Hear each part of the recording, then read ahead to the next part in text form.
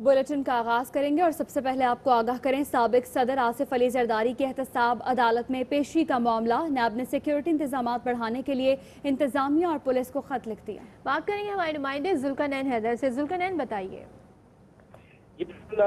कल जो है साबिक सदर आसिफ अली जरदारी को एहतसाब अदालत ने तलब किया हुआ है, तो उस मौके पर नायब रावलपिंडी की जानिब से चीफ कमिश्नर इस्लामाबाद और आईजी इस्लामाबाद को खत लिखा गया है कि न सिर्फ एहतसाब अदालत में सिक्योरिटी के अरेंजमेंट मजीद सख्त किए जाएं, बल्कि ये भी कहा गया है कि नायब रावलपिंडी का जो मिलोडी में ऑफिस है और इसके अलावा G5 में जो नया हेडक्वार्टर है वहाँ की भी सिक्योरिटी के सख्त इंतजाम करने के लिए खत लिखा है। और उन्होंने ये कहा है कि यहाँ पर लॉ एंड ऑर्डर की सूरत हाल पैदा हो सकती है, क्योंकि पीपल्स पार्टी ने वहाँ पर गैदरिंग भी बुला रखी है, पीपल्स पार्टी के कारकुनों को बुला लिया है, तो वहाँ पर सूरत हाल खराब हो सकती है।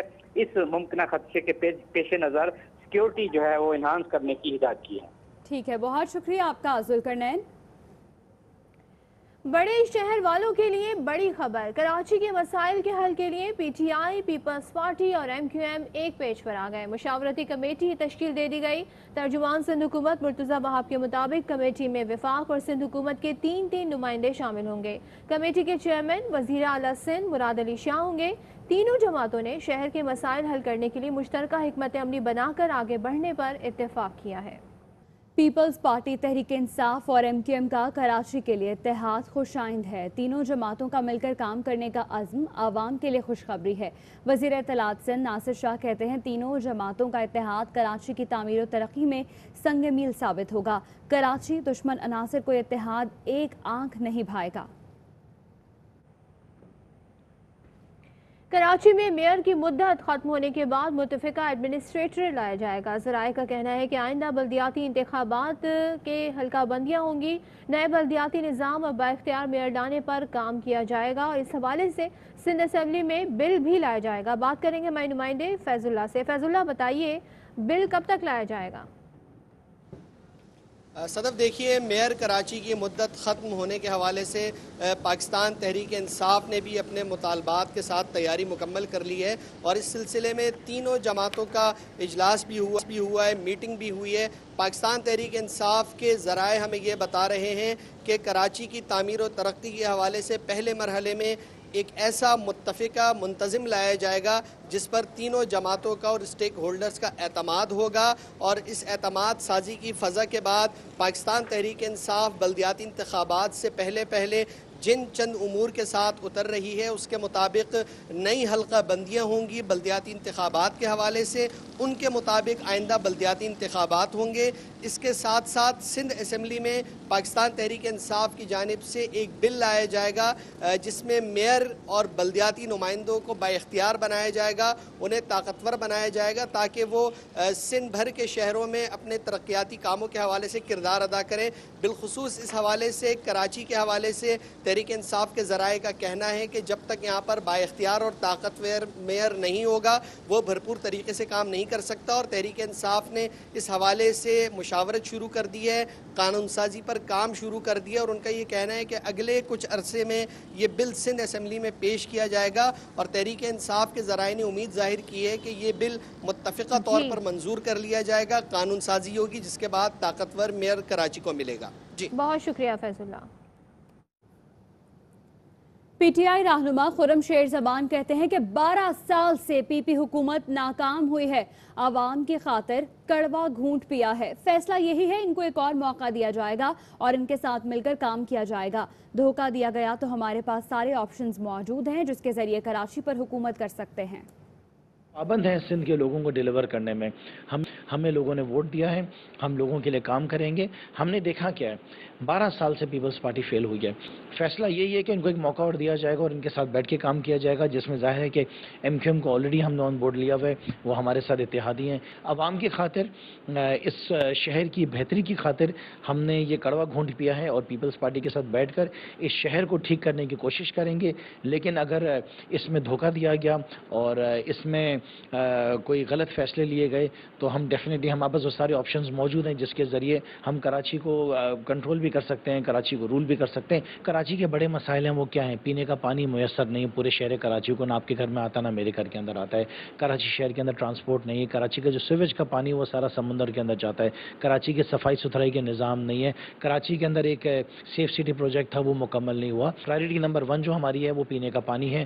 نمبر 2 جو یہ اسٹارم ڈرینس کو ہم نے ٹھیک کرنا ہے. نمبر 3 صفائی ستھرائی کا نظام کرنا ہے. کراچی کے اندر سیف سٹی پروجیکٹ لے کر آنا ہے. اور سب سے بڑی بات کراچی کا جو ٹرانسپورٹ کا نظام ہے اس کو ہم نے بہتر کرنا.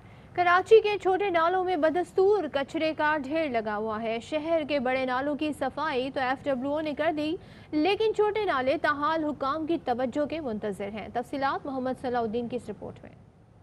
سندھ سالٹ ویسٹ مینجمنٹ کی ناقص کارکردگی کی وجہ سے شہریوں کی زندگی اجیرن بن گئی. کراچی کے 38 بڑے نالوں سمیت 500 چھوٹے نالوں کی صفائی تاحال نہ ہو سکی.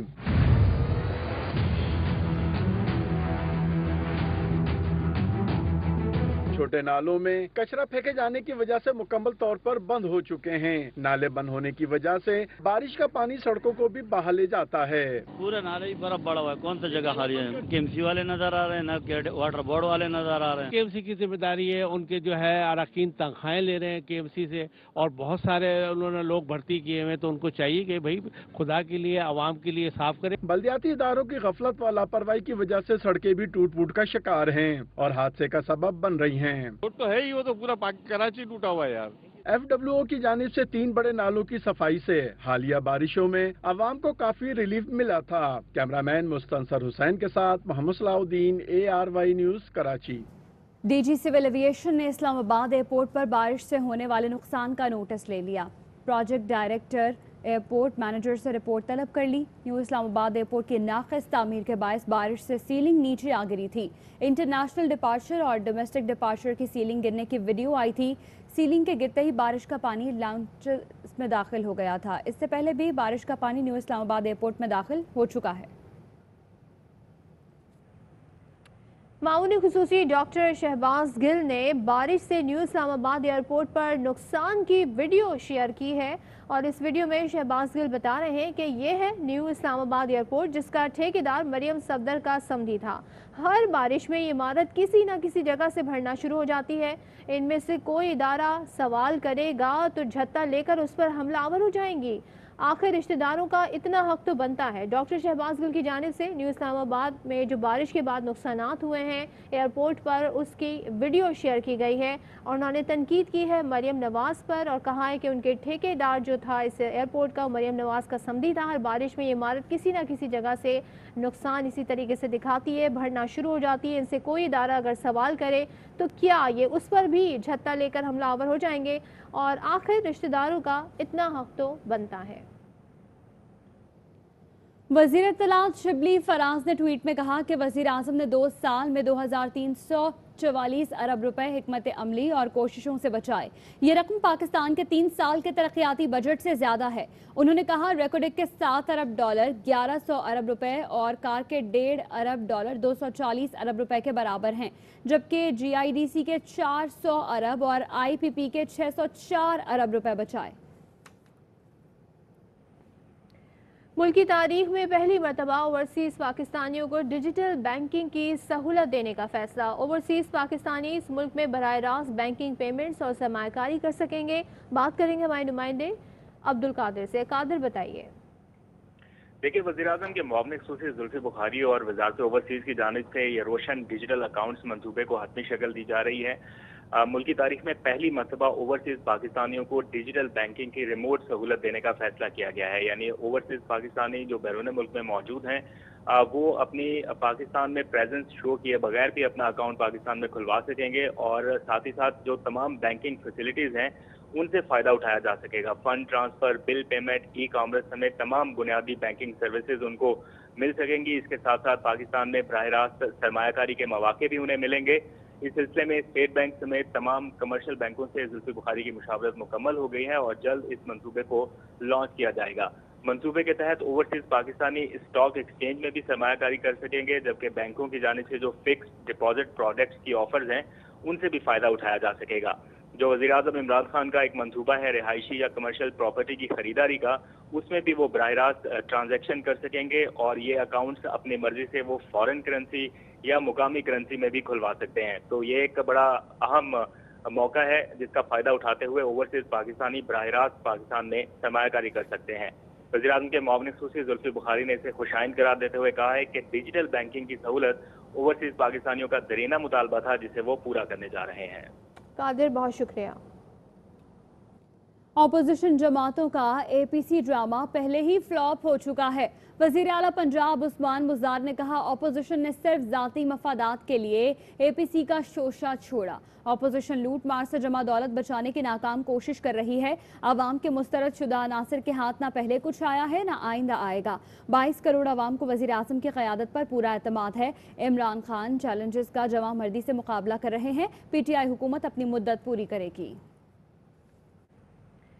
پنجاب کے 36 میں سے 33 اضلاع میں 5 روزہ انسدادی پولیو مہم کا آج دوسرا دن ہے. اس حوالے سے دیکھتے ہیں لاہور سے ہمارے نمائندے نذیر بھٹی کی رپورٹ.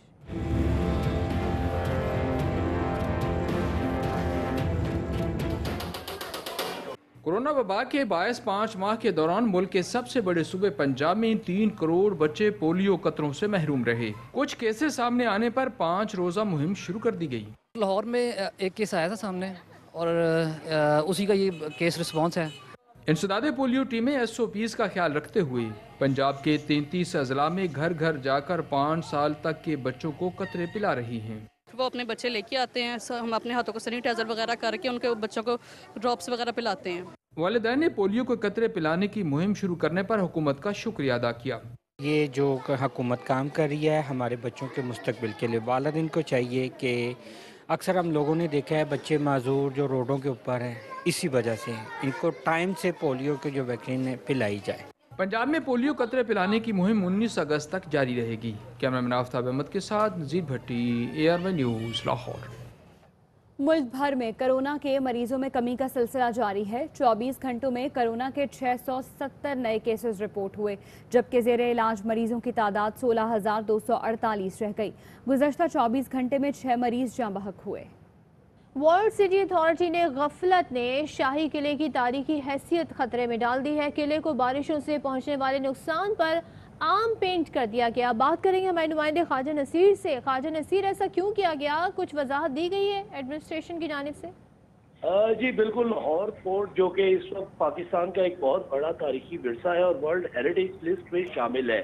اس لاہور فورٹ میں گزشتہ مونسون کی جو بارشیں ہوئی، بارشوں کے باعث لاہور فورٹ کا علاقہ جہانگیر دلان چوک جو ہے اس کا رنگ و روغن اتر گیا تھا، جس رنگ و روغن کو ایک پریزرو کرنے کے بجائے وہاں باقاعدہ طور پر لوکل پینٹ کر دیا گیا، جس کے اوپر محکمہ آثار قدیمہ نے بھی اپنے شدید تحفظات کا اظہار کرتے ہوئے ایک رپورٹ باقاعدہ طور پہ سیکٹری ٹورزم کو بھجوائی، جس کے اندر یہ واضح کیا گیا کہ ایک بہت بڑا نقصان شاہی قلعہ لاہور کو کیا گیا اور شاہی قلعہ لاہور کے اس نقصان میں اینٹی کوٹی ایکٹ اور ورلڈ جو ہیریٹیج کی گائیڈ لائنز ہیں ان تمام کو نظر انداز کر دیا گیا ہے. اس کے ساتھ ساتھ اس وقت تمام جو لاہور بیس بڑے آرکیولوجسٹ ہیں، جن میں سابق ڈائریکٹرز بھی شامل ہیں، انہوں نے باقاعدہ طور پر ایک شدید تحفظات کا اظہار کیا ہے کہ اس سے نہ صرف ورلڈ ہیریٹیج لسٹ سے لاہور فورٹ کو نکالا جا سکتا ہے بلکہ لاہور فورٹ کی وہ جو ایک تاریخی مسلمہ حیثیت تھی وہ بھی ختم ہو جائے گی.